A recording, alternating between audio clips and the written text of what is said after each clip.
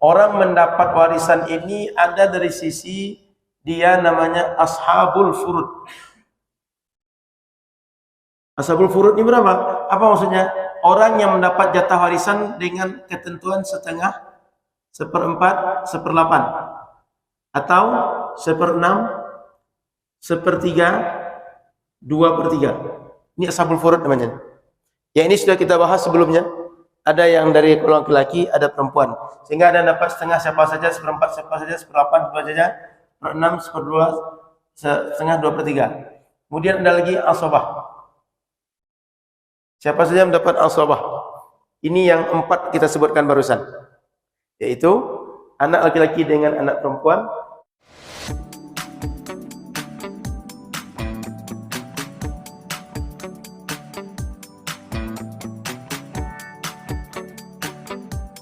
Assalamualaikum warahmatullahi wabarakatuh. Bismillahirrahmanirrahim. Alhamdulillahirabbil alamin. Allahumma shalli ala sayyidina Muhammad nabiyil ummi wa ala alihi washabbihi ajma'in.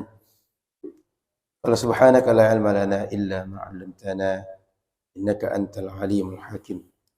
Qala rabbi shrah li sadri wa yassir li amri wa hlul 'uqdatam min lisani yafqahu qawli. Alhamdulillah, Bapak Ibu muliakan Allah, kita bersyukur malam ini kita kembali bisa melanjutkan kajian. Mudah-mudahan sehat afiat dan usia kita terpakai untuk taat. Salawat dan salam dari Rasulullah sallallahu alaihi wasallam. Mudah-mudahan kita semua di akhirat nanti berkumpul bersama Nabi Muhammad sallallahu alaihi wasallam. Amin ya rabbal alamin. Di buku kita di halaman 104 bagian atas. Wa tasqutul jaddatu bil ummi. Ada.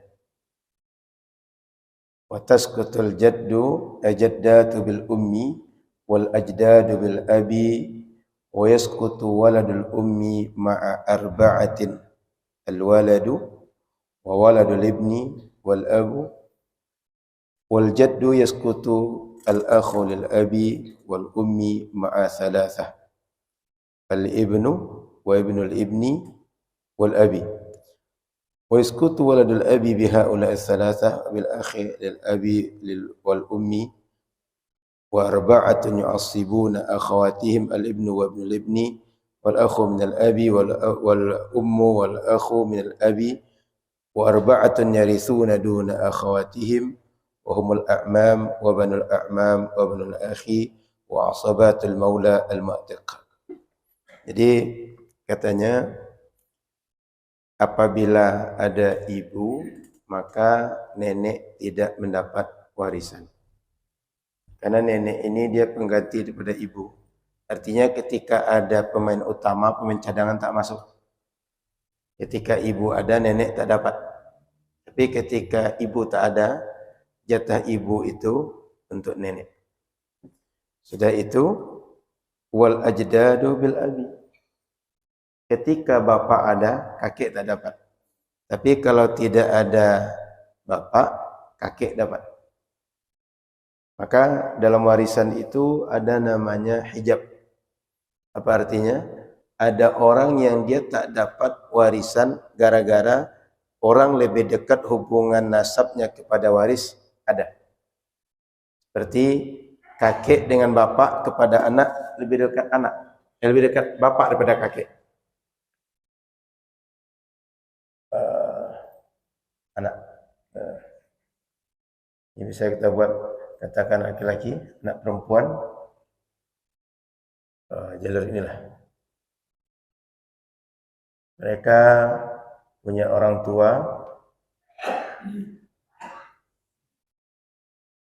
ibu, bapak, kemudian ke atas nanti ada cabang 2. Nenek, kakek, ini ada nenek, ada kakek. Hubungan jika misal meninggal anak laki-laki, ini bapak lebih dekat dibanding kakek. Ibu kepada anak laki-laki lebih dekat dibanding nenek. Maka ketika ada ibu, nenek tak dapat. Ketika ada bapak, kakek tak dapat.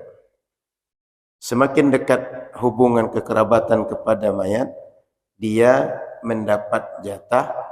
Pertama, mendapatkan jatah. Yang kedua, jatahnya bisa lebih besar. Yang jauh terhalang oleh yang dekat. Ya. Sudah itu katanya, wa yasqutu waladul ummi ma'a arba'atin. Kemudian nanti saudara seibu itu juga bisa tidak dapat apabila ada 4 orang. Saya punya saudara seibu. Ada saudara seibu. Saudara ini bisa tidak dapat, atau laki-laki. Saudara laki-laki ini bisa tidak dapat bila ada anak laki-laki bisa meninggal yang ini. Yang ini punya anak, ada laki-laki, ada perempuan. Bila ada anak laki-laki, saudara seibu tak dapat. Kemudian katanya, wa ibnul ibni, ke bawah ada lagi anak laki-laki. Ini anak perempuan, ini anak laki, cucu laki-laki ada. Anak laki-laki, cucu laki-laki ada. Kemudian wal abi, bapak ada pula. Jadi bila ada satu di antara 3, bapak, anak laki-laki atau cucu laki-laki, saudara seibu tidak dapat jatah. Kekuatan, kedekatan usul dan furu' asal daripada mayit dengan keturunan mayit lebih dekat daripada saudara dia. Secara hubungan nasab, ini lebih dekat kepada mayit, ini ke bawah lebih dekat dibanding di sini. Ini asal dia, ini dari dia berasal. Anak dan cucu berasal dari dia. Maka lebih kuat kedekatan hubungan bapak dengan anak laki-laki, kemudian anak laki-laki dan cucu laki-laki dengan anak. Maka bila 3 orang ini tak dapat warisan, terhalang dia. Jadi dia tidak terhitung orang yang menerima warisan. Maka bila ada orang meninggal, kita pastikan informasinya siapa saja ahli waris yang hidup. Apakah dia punya ibu? Apakah dia punya bapak? Apakah punya kakek? Apakah punya nenek? Apakah dia punya saudara laki-laki, saudara perempuan, sekandung kah, seibu kah, sebapak kah? Itu menentukan nanti siapa yang mendapat, siapa yang tidak. Kemudian di bawahnya apakah ada anak laki-laki, anak perempuan. Kemudian adakah cucu laki-laki, cucu perempuan. Nanti bilangan lagi. Anak laki-laki itu berapa orang? Anak perempuan berapa orang? Karena kalau anak perempuan 1 orang jatah setengah. Tapi kalau 2 orang atau lebih, 2/3. Maka bila ada orang meninggal, kita pastikan siapa yang meninggal nih. Contoh, seorang laki-laki meninggal. Siapa yang ditinggalkan dia? 1, istri dia. Yang kedua, ibu dia. Yang ketiga, anak laki-laki. Berapa orang? 1. Anak perempuan 1 orang. Contoh begitu. Mesti lengkap informasi seperti ini. Kalau tidak seperti ini, kita tidak tahu jatah masing-masing dan siapa yang dapat, siapa tak dapat. Nanti kita sebut ada ibu, ada nenek yang masih hidup. Nah, dengan begini nanti orang akan bisa, oh nenek tak dapat, kenapa? Ada ibu. Ibu dapat warisan tidak? Ada. Istri dapat warisan? Ada, dapat. Berapa istri dapat warisan? 1/8. Kenapa? Ada anak. Ibu dapat berapa? 1/6. Anak laki-laki dan perempuan bagaimana? Dapat asabah. Sisa semua harta untuk anak laki-laki dan anak perempuan. Ketika sudah kita cari jumlahnya 1/8, 1/6 ini setelah kita dapat, katakan jumlahnya di sini berapa nih? 24, 3/24 tambah 4/24, 7/24, tinggal 17/24. Ini bagi untuk anak laki-laki dan anak perempuan. Anak laki-laki dapat 2 kali lipat jatah anak perempuan. Maka kalau ada yang meninggal, pastikan siapa saja yang hidup dari keluarga orang meninggal itu. Supaya kita tahu siapa yang dapat, siapa yang tak dapat. Kemudian jatah masing-masing berapa? Paham Pak ya? Makanya di sini ditunjukkan tadi, kalau ada ibu, nenek tak dapat. Ada bapak, kakek tak dapat. Ada bapak, ada anak laki-laki, ada cucu laki-laki, saudara tidak dapat. Maka dalam warisan ini mesti jelas siapa yang meninggal dan siapa yang mereka tinggalkan. Hingga kalau pernah tengok Fahmil Quran, pernah tengok acara MTQ itu yang cerdas cermat, itu jika meninggal ini ditinggalkan si anu, selalu bahasa begitu supaya jelas bahwa yang meninggal itu laki-laki kah, perempuan kah, suami kah, atau istri kah statusnya, bapak kah atau ibu, yang hidup siapa di antara mereka, sehingga nanti bisa seperti ini kita uraikan.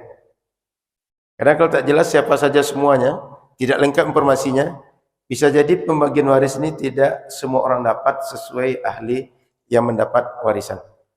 Maka sekali lagi, kalau ada orang meninggal, informasikan siapa keluarga mayat yang dapat. Termasuk dia punya sepupu misalnya, sampaikan saja sepupu ternyata tak dapat misalnya. Jadi sampaikan semua siapa saja keluarga yang hidup. Lanjut. Kemudian katanya wa arba'atun yu'assibuna, lanjut, wa yaskutu waladul abi bihaula'i tsalatsah wa bil akhi lil abi wal ummi. Kemudian ini kalau seandainya saudara kandung tak dapat tadi, saudara laki-laki tak dapat. Bagaimana saudara sebapak? Saudara sebapak dalam hubungan nasab ini lebih jauh lagi dibanding saudara sekandung. Jadi dengan ada bapak, ada anak laki-laki, ada cucu laki-laki, tambah ada ini, mereka tak dapat. Kaedahnya, yang jauh hubungan kerabatan terhalang oleh yang dekat hubungan kekerabatan. Makanya saudara sebapak saja tak dapat bila ada saudara yang hubungannya kandung dengan mayit. Kemudian lanjut, wa arba'atun yu'assibuna akhawatihim. Di sini disebutkan ada 4 yang mendapat asabah bersama saudari-saudari mereka. Saya ulang hapus ini. Ada pembagian.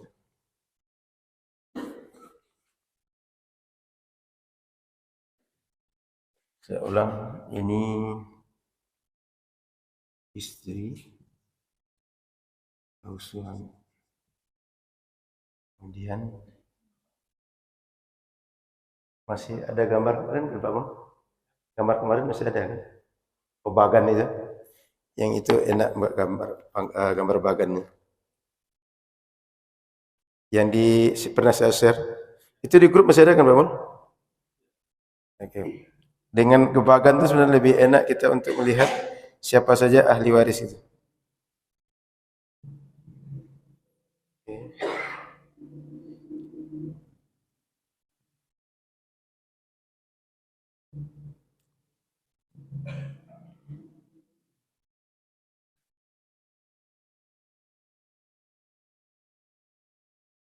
Oke, dah. Ini mayat orang yang meninggal. Mayat ini mungkin punya istri, atau kalau dia laki-laki dia punya istri. Kalau dia perempuan dia punya suami. Kemudian ke bawah dia mungkin punya anak perempuan. Dia mungkin punya anak laki-laki. Anak ini pula ke bawah mungkin dia punya anak perempuan, anak laki-laki. Ini pula mungkin ke bawah punya anak perempuan, punya anak laki-laki. Dan mayat ini mungkin dia punya saudara. Saudara dia mungkin kandung dulu, yang paling dekat, laki-laki, perempuan. Kemudian terus ke sini, sebapak, laki-laki, perempuan. Lanjut ke sini, laki-laki, perempuan, seibu. Bila ada saudara kandung, ini sudah pasti tidak dapat nih. Bila ada anak perempuan, ini ke bawah, tidak dapat lagi. Nah, gitu. Lanjut ke atas, dia punya ibu, punya bapak. Bapak nanti punya saudara, bahasa kitanya paman. Paman punya anak, anak paman. Kemudian bapak ke atas punya kakek, bahasa kitanya. Ini punya ibu juga.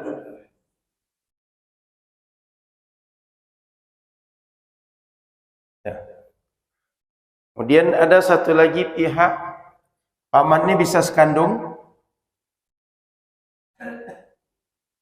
Di sini bisa sebapak. Seibu tak dapat anaknya. Ya, kemudian mayat ini mungkin ada lagi satu sisi orang yang memerdekakan budak.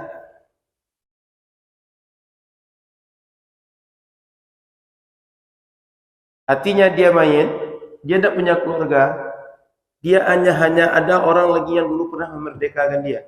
Kalau dia meninggal gimana? Semua hartanya diwariskan kepada orang pernah memerdekakan dia. Kenapa? Sebab orang ini merdeka. Kalau dia merdeka, dia punya harta. Kalau tak merdeka, tak punya harta.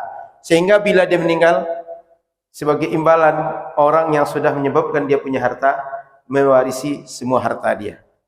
Jadi dalam hubungan kerabatan biasa begini, disambung banyak pun hubungannya akan tetap begini aja nih. Mau anak banyak berapapun, dia akan tetap begini. Anak laki-laki atau anak perempuan. Okay. Nah, tadi itu bila ada ibu, tak dapat nenek. Bila ada bapak, tak dapat kakek. Bila ada anak laki-laki, kemudian cucu laki-laki. Ini cucu lah dibuat di sini.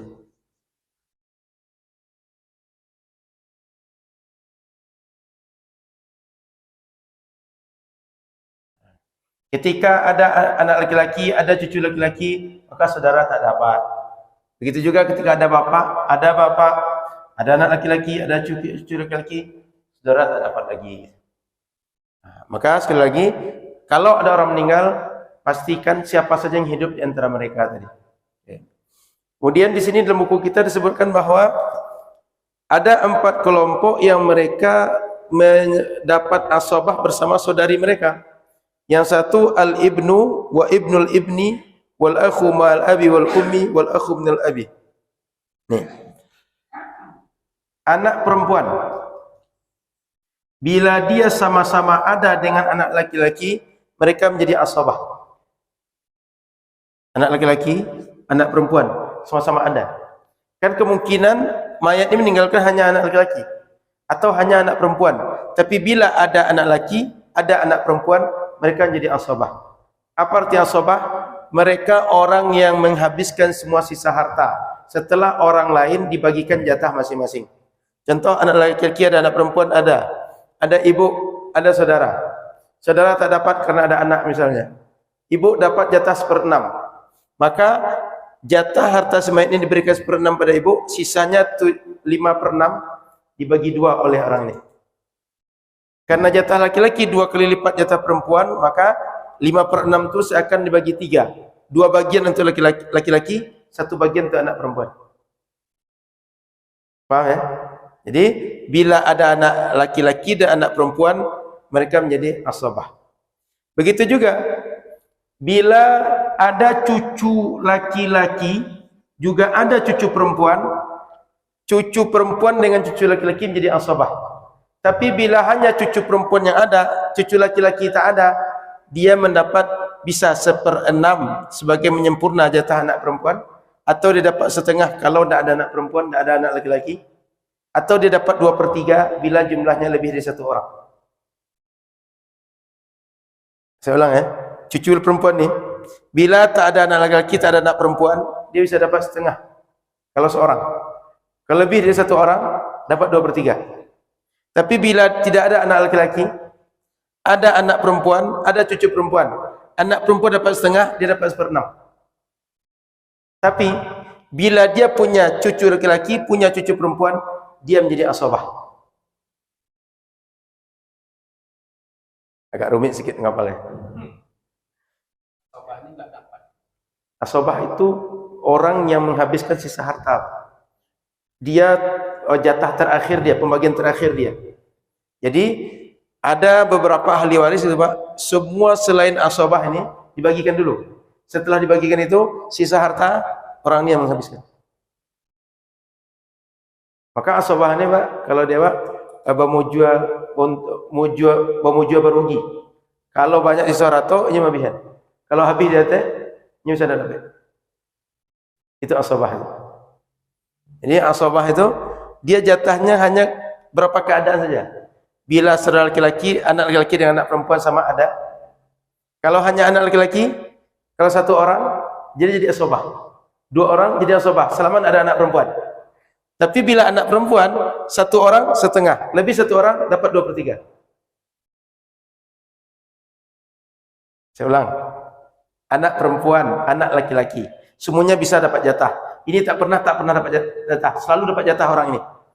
Tapi bila anak perempuan saja, tidak ada anak laki-laki, dan dia satu orang, dapat setengah.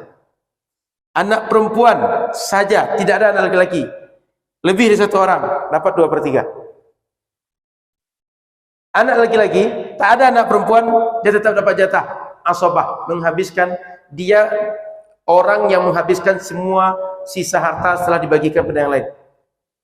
Tapi bila dia dengan saudara perempuan, jatah saudara perempuan itu tidak lagi setengah dan 2/3, asobah dengan dia. Jadi anak perempuan ini jatahnya ada 3. Dapat setengah, dapat 2/3, atau dapat asobah. Ini asobah bil ghair. Ini juga begitu. Ketika tak ada anak laki-laki, tak ada anak perempuan, langsung cucu. Kamu nak tahu ketika terjadi kecelakaan, anak meninggal semuanya, tinggal cucu 2, laki-laki dan perempuan. Mereka asobah. Gitu. Kemudian siapa lagi asobah? Nih, bila ada saudara laki-laki dan saudara perempuan keduanya hidup, maka mereka menjadi asobah. Kalau tidak, saudari perempuan dia bisa dapat jatah setengah atau 2/3. Saudara laki-laki dia menjadi asobah. Jadi dalam hubungan kekerabatan dalam mawaris, laki-laki itu posisinya kuat dibanding perempuan secara umum. Sehingga laki-laki itu dia bisa menjadi asobah ada tak ada perempuan. Tapi perempuan tak bisa menjadi asobah kecuali bersama saudara yang sejajar dengan dia. Contoh ini tadi, anak laki-laki dengan anak perempuan sejajar, cucu laki-laki dengan cucu perempuan, saudara laki-laki dengan saudara perempuan. Tak ada ini, yang ada cuma sebapak, saudara laki-laki dengan seibu. Saudara laki-laki dengan saudari perempuan, tapi dia sebapak, jadi asobah. Atau saudara seibu dengan saudari seibu, dia ada keduanya, jadi asobah. Dengan syarat yang dua ini tidak ada. Gitu. Jadi ini bentuk asobah 1, 2, 3. Yang keempat,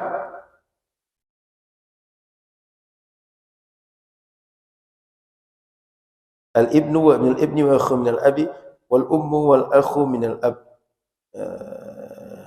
Baik.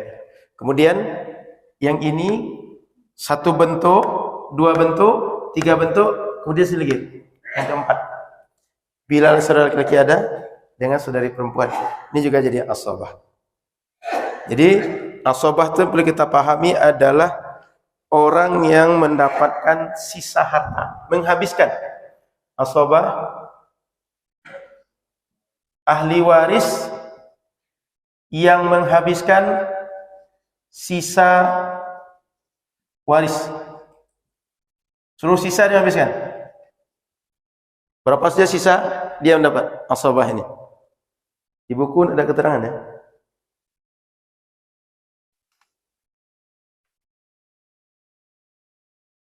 Di halaman 105 paling ujung bawah, ada 4 orang ahli waris yang dapat menjadikan saudara perempuannya mendapat bagian asobah. Mereka itu adalah anak laki-laki, cucu laki-laki dan anak laki-laki, saudara laki sekandung dan saudara laki seayah. Jadi 4 nih. Ini keadaannya mereka menjadi asobah. Selain itu nanti ashabul furud. Maka saya ulang lagi bahwa orang mendapat warisan ini ada dari sisi dia namanya ashabul furud. Ashabul furud ini berapa? Apa maksudnya? Orang yang mendapat jatah warisan dengan ketentuan setengah, seperempat, seperdelapan, atau seperenam, sepertiga, dua per tiga. Ini ashabul furud namanya. Ya, ini sudah kita bahas sebelumnya. Ada yang dari laki-laki, ada perempuan. Sehingga ada yang dapat setengah siapa saja, seperempat siapa saja, seperdelapan siapa saja, seperenam, seperdua, setengah, dua per tiga. Kemudian ada lagi asabah. Siapa saja mendapat asabah. Ini yang 4 kita sebutkan barusan. Yaitu anak laki-laki dengan anak perempuan, cucu laki-laki dengan cucu perempuan, saudara laki-laki dengan saudara perempuan sekandung, saudara laki-laki dengan saudara perempuan sebapak. Ini yang 4 yang kita sebutkan 4 tadi. Ada 4 pihak. Nanti ada lagi namanya aul atau rat. Aurat itu tidak kita bahas sekarang karena aul itu adalah bila jumlah harta yang dibagikan itu pembaginya sedikit dibanding jumlah semua orang. Artinya bila kita tambahkan seperempat, setengah, dua per tiga, itu jumlah pembaginya lebih banyak pada total harta.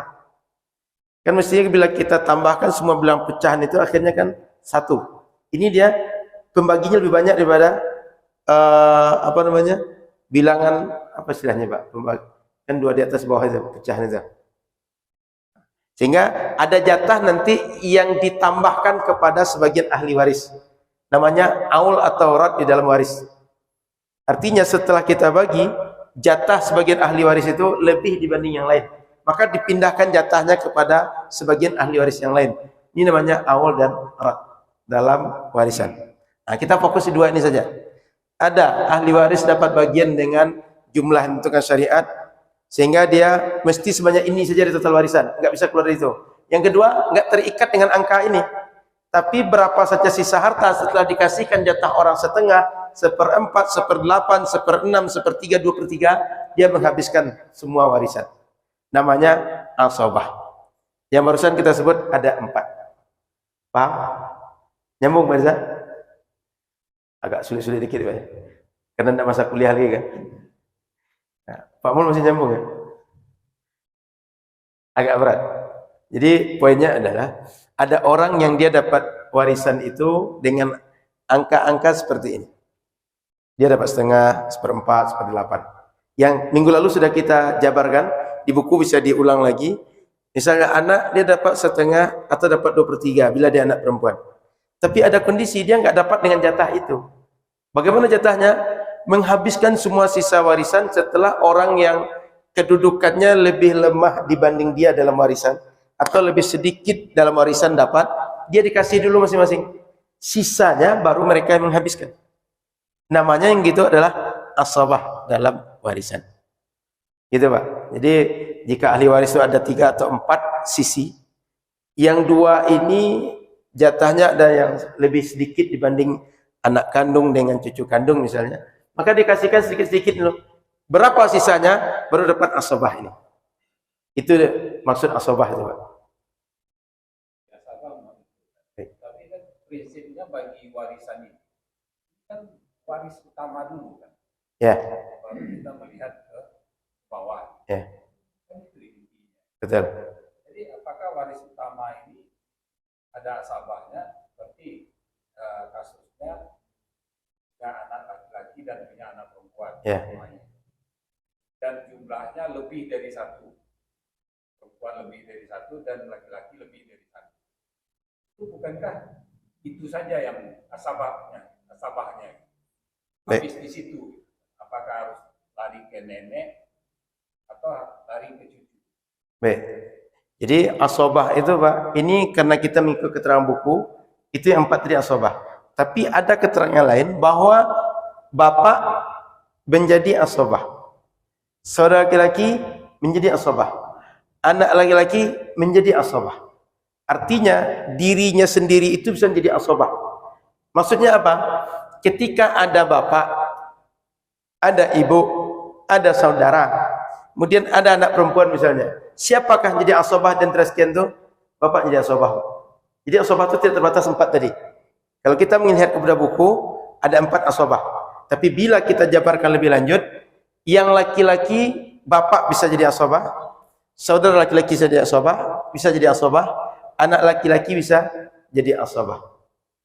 Nah, ketika misalnya contoh tadi, ini bapak ibu sudah tak ada, yang ada cuma saudara laki-laki, saudara perempuan, hanya ada anak, ada suami atau istri. Siapa yang jadi asabah di sini? Bila kejadian seperti ini, anak laki-laki yang jadi asabah. Sehingga asabah itu bentuk tidak satu tadi saja. Ada berapa bentuk deh? Ya, misalnya kasusnya si mayit hanya punya istri, anak. Berarti kan habis di anak menghabiskan. Bila hanya istri dan anak, contoh istri ditinggalkan, Mbak, meninggal laki-laki, istri dia dapat 1/8. Sisa dari 1/8 ini kan 7/8, Mbak. Ini langsung otomatis untuk anak ini, Mbak. Anak perempuan tadi kan ada yang 2/3, atau ke laki-laki dulu yang 2/3 dari sisa itu atau gimana? Enggak, Pak. Jika anak laki-laki dan anak perempuan ada, itu otomatis untuk mereka bersama. Bukan. Anak laki-laki dapat rasio 2/1 dalam kasus ini. Jadi 7/8 ini, anak laki-laki 1, anak perempuan 1 yang tinggal misalnya. Itu seakan-akan dibagi 3 tuh, Pak. Karena jatah anak laki-laki 2 kali lipat jatah anak perempuan. Tapi jika dalam kasus ini, Pak, ada istri, ada anak perempuan, kemudian ada cucu perempuan misalnya, Pak. Yang ada itu, ini satu, istri 1. Anak laki-laki tidak ada satu pun dalam kasus ini. Maka masing-masing mereka, anak perempuan ini dapat setengah, ini dapat 1/6, ini dapat 1/8. Tapi jika ini anak perempuan ada, cucu perempuan ada, cucu laki-laki ada, ini dapat setengah, dapat 1/8, di sini sisanya lagi, Pak. Kasus seperti ini namanya asabah. Dan itu cuma ada bila saudara laki-laki, anak cucu laki-laki ada, cucu perempuan. Tapi kalau tidak ada cucu laki-laki, cuma ada cucu perempuan saja, cucu perempuan dapat 1/6, ini dapat setengah, dapat 1/8. Itu dia asabah itu. Itu dari anak laki-laki ya? Kenapa, Pak? Dari anak laki-laki ya? Dari anak laki-laki. Sebab anak perempuan sudah terputus oleh, cucu perempuan terputus oleh anak perempuan. Yang ini kalaulah hidup anak laki-laki dapat. Cuma anak laki tak ada, ke bawahnya yang dapat. Kalau kita balik, anak laki-lakinya ada, anak perempuan nggak ada, cucunya ada. Cucu sini, Ya. Cucu ke bawah dari anak perempuan tak dapat, Pak. Nggak dapat. Dari jalur anak perempuan. Kalau jalur anak laki-laki masih dapat.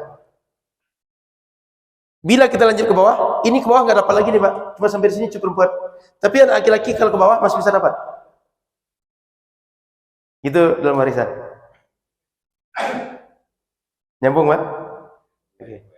Agak rumit. Makanya ini ilmu ini dia mesti dihafal.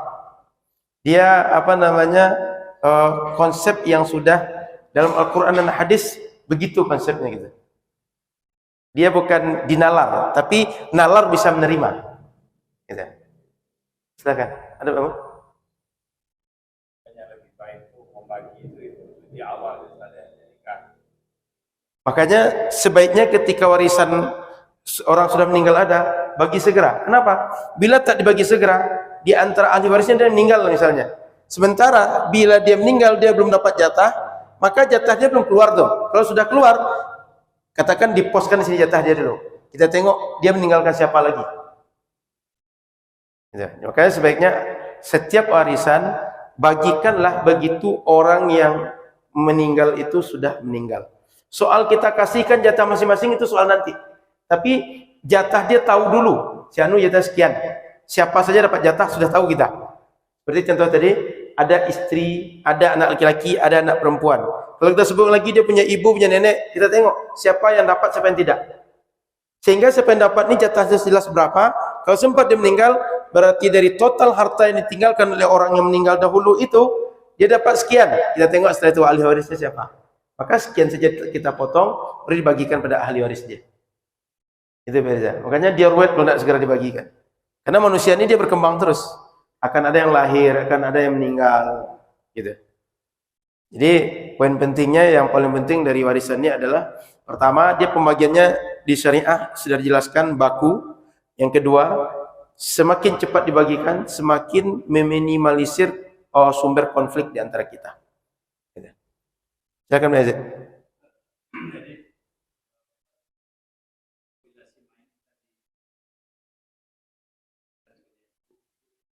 Betul, dapat. Bapak dapat. Ya. Dapat. Jadi yang tak pernah terhalang dalam warisan ini, anak laki-laki dan perempuan, ibu dan bapak, istri atau suami. Karena mungkin suami istri hidup keduanya. Ibu dan bapak juga kemungkinan kedua mungkin hidup. Kalau ibu meninggal berarti bapak nggak ada. Tapi 6 itu, ibu dan bapak, istri dan suami, anak laki-laki, anak perempuan, itu nggak pernah terhalang, selalu pasti dapat.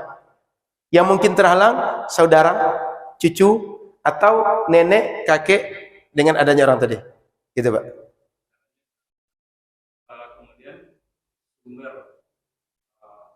sumber warisan yang akan dibagikan ini harta. Ya, khusus harta dia, Pak. Sehingga kalau kita ingin bagikan harta warisan, pastikan dulu harta yang bukan harta dia jangan dibagi. Khusus harta dia saja. Sebentar, Pak. Nanti Pak lanjut. Kalau sempat di Indonesia kita menerapkan harta gono gini, bagikan dulu gono gini, baru dibagikan warisan dia.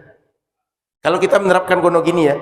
Atau kalau orang ini punya hutang, punya piutang, atau pembagian, anggap dia itu investasi, atau dia punya harta bersama. Anggap kita punya tanah berdua bertiga dalam satu lokasi. Pastikan dulu jatah saya sepertiga dari total tanah tadi. Yang sepertiga inilah baru jadi warisan bagi ahli waris saya. Betul, Pak. Silahkan lanjut, Pak. Kemudian si mayat ini dalam statusnya kerja itu setelah dia meninggal ada sumber pendapatan lagi, maka dia akan mendapatkan tunjangan, uang sangon, ya, dari perusahaannya. ya. Kemudian dapat lagi asuransi jaminan yang dipertanggungjawabkan. Ya. Maka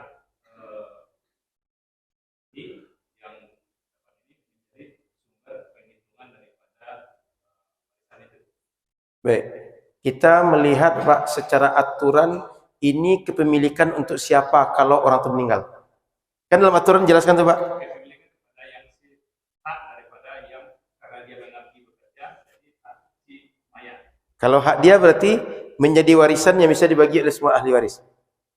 Tapi kalau seandainya ini akan otomatis milik si anu, berarti dia tidak bisa dibagikan nanti, Pak. Tapi bila dia adalah untuk si orang yang bekerja tadi, meninggal dia, maka itu jadi warisan dari dia untuk generasi orang yang masih hidup semuanya. Lanjut, Pak. Kemudian yang dia dapat ini hak dia karena dia si institusi ataupun pihak asuransi di dalam hukum publik yang ahli waris itu adalah si istri. Yeah. Satu aja tidak termasuk anak. Istri dan orang tua. Jadi yang menerima adalah istri. Jadi istri yang menerima.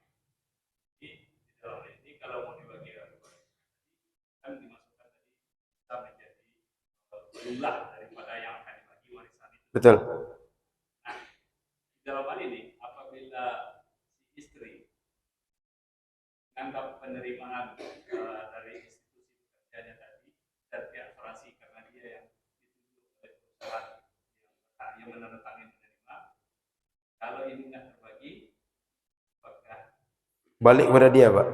Artinya jika dia menganggap bahwa hak ini punya semua ahli waris, dia akan bagikan. Tapi jika dia merasa hak untuk dia, ternyata secara agama bukan haknya hanya dia potong sendiri, itu tanggung jawab dia. Ya, solusinya berarti tinggal balik ke pribadi dia, Pak. Mau dia bagi untuk semua ahli waris atau dia potong untuk dia sebagaimana aturan di undang-undang saja. Karena Secara hukum ahli waris, semua pewaris punya hak di situ berdasarkan siapa yang hidup saat mayat tadi meninggal. Tapi bila dia potong hanya untuk dia saja, tidak dibagi kepada yang lain, berarti ada hak yang tidak dia tunaikan kepada yang berhak. Sangat bisa, Pak. Seharusnya sangat bisa. Dan di Indonesia ini sebaiknya, Pak, bila ada kasus-kasus warisan, itu semuanya diselesaikan pengadilan agama. Jangan dibawa ke ustadz. Kenapa? Dibawa ke ustadz, dia cari ustadz yang lain nanti sama pembanding. Syukur-syukur ustadznya sama pandangan. Kalau beda, diadunya ustadznya. Tapi kalau pengadilan agama, mengikat. Karena dia aturan. Dia hukum pemerintah.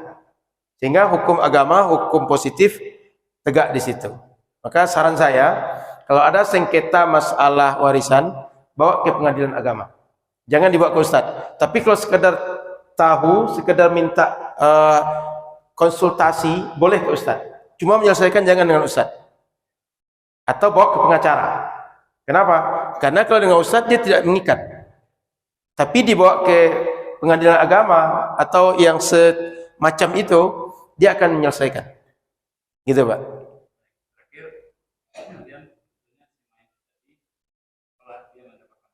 Ya.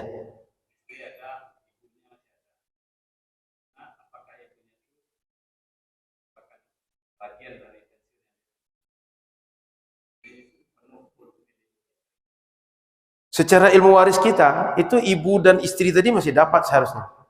Tapi secara aturan kita kan diperuntukkan untuk istri saja. Secara aturan kita. Nah, maka tinggal kepada istri tadi sebagai penerima, mau dia ambil sendiri atau dia bagi dengan ahli waris yang lain. Begitu, Pak. Sebaiknya dia bagi, bahwa ada jatah dia, ada jatah ahli waris yang lain. Sehingga dia tidak syak wasangka bahwa jatah saya betul untuk saya, tapi jatah orang saya makan juga. Gitu. Biar aman, lebih baiknya dia tak makan sendiri. Begitu, Pak.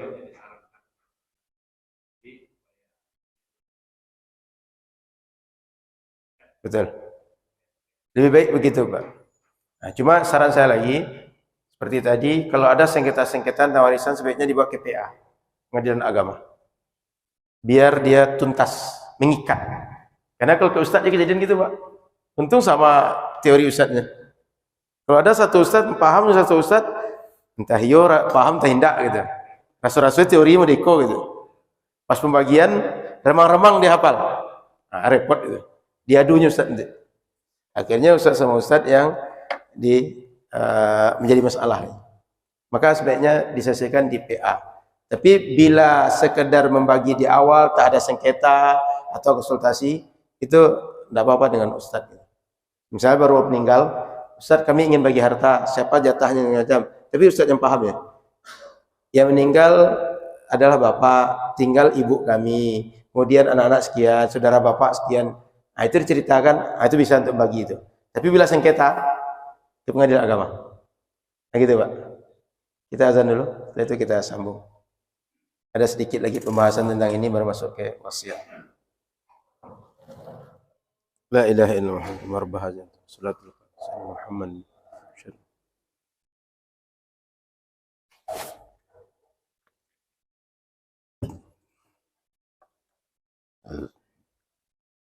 Baik, kemudian ada bab terakhir katanya di sini pembahasan bahwa ada 4 sisi ahli waris.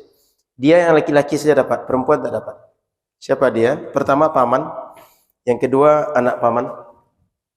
Artinya paman ini kan mungkin dia punya istri atau dia punya bibi kita, tapi bibi tak dapat kalau sisi paman, hanya paman saja. Kalau di sini saudara laki-laki dapat, saudara perempuan bisa dapat. Tapi paman dia tak dapat, bibi juga dapat tidak ada. Hanya ada paman saja. Sudah itu yang kedua adalah anak paman. Anak paman bisa dapat. Sudah itu anak saudara laki-laki. Saya tidak membuatkan jalurnya tadi. Laki-laki coba model bagannya.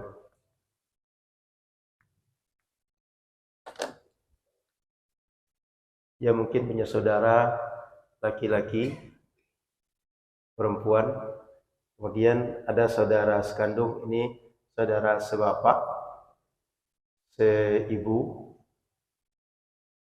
Kemudian saudara ini mungkin dia punya anak laki-laki, perempuan.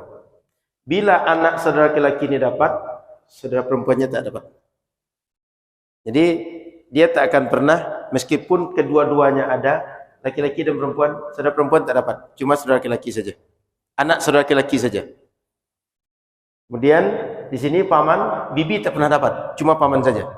Kemudian anak paman mungkin laki-laki, mungkin perempuan. Anak perempuan tak pernah dapat, anak laki-laki saja dapat. Kemudian saudara laki-laki dia punya anak laki-laki dan perempuan.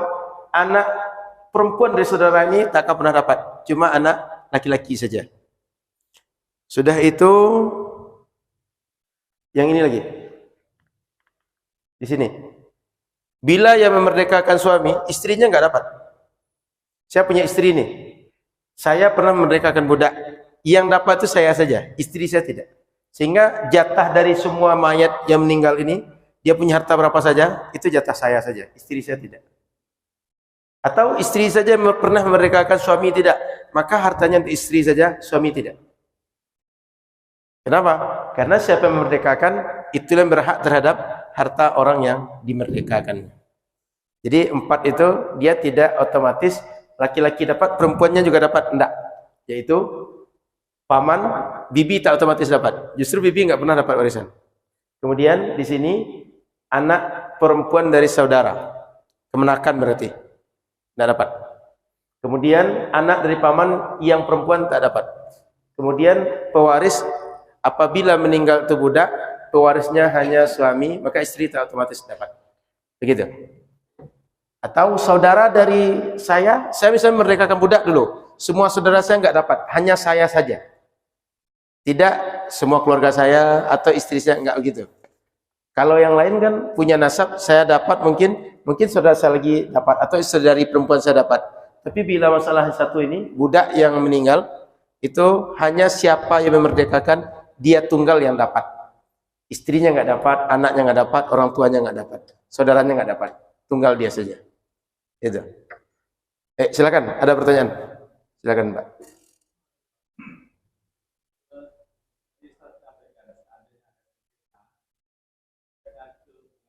Agama.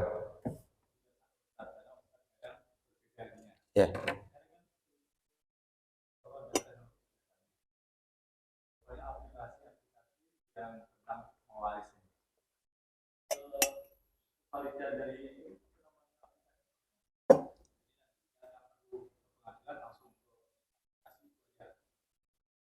Aplikasi itu kan sifatnya mesin, Pak. Maka tergantung ketika orang membuat konsepnya benar atau tidak. Yang kedua, memasukkan datanya valid atau tidak. Sebab dalam warisan ini siapa yang hidup, berapa jumlah orang itu pengaruh, Pak. Contoh, boleh jadi termasukkan data cuma 1 orang anak perempuan, sementara realnya 2 orang anak perempuan. Itu akan beda hasilnya nanti itu. Artinya kita menyelesaikan dengan aplikasi tidak ada masalah. Dengan orangnya bisa masalah, aplikasi lebih bisa masalah, Pak. Apabila aplikasi itu dia tidak valid ketika menginput konsep dulu, Pak. Kan dia ada apa yang membuat itu, apa istilahnya, Pak? Programmer. Ketika programmer membuat program kan otomatis kan punya rumus di situ, Pak. Kalau ada yang miss di situ, itu hasilnya tidak akan benar. Satu. Yang kedua, bila data yang dimasukkan tidak valid, itu akan miss di situ. Tapi jika keduanya benar, selesai dengan aplikasi tidak ada masalah. Tinggal lagi, kita bisa terima hasil dari aplikasi itu tidak. Itu, Pak. Artinya, cara kita untuk mengetahui bagian masing-masing, kita masing-masing, melalui orang, melalui buku, aplikasi, itu tidak ada masalah, Pak. Semuanya bisa menjadi rujukan. Tinggal ini kita bisa terima atau tidak, gitu. Gitu, Pak Man. Kalau aplikasi kan kendalanya di situ, Pak. Karena dia mesin. Begitu salah dari awal, dia tidak akan bisa dibenarkan kecuali rumus di awal dibenarkan lagi. Gitu, Pak Man. Baik.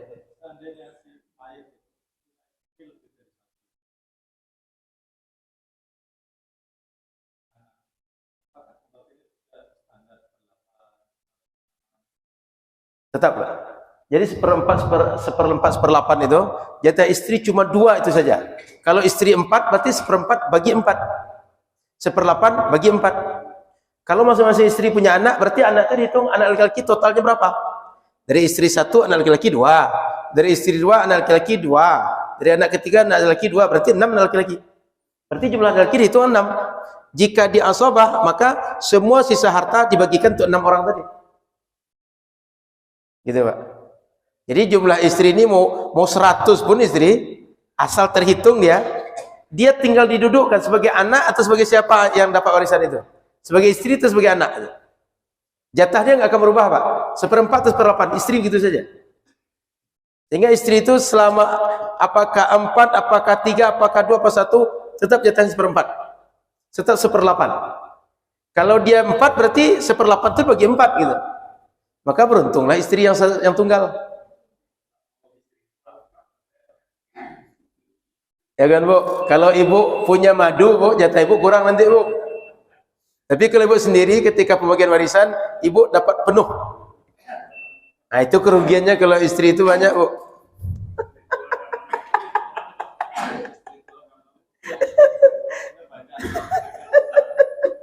Cukup? Ada lagi? Baik, berarti ke depan kita bahas tentang wasiat. Baru masuk bab nikah. Nah, ini kalau udah masuk bab nikah ini jangan merasa muda lagi Pak Mul. Baik, terima kasih. Mohon maaf salah dan kurang. Subhanakallah wa bihamdika asyhadu an la ilaha illa anta astaghfiruka wa atubu ilaika. Assalamualaikum warahmatullahi wabarakatuh.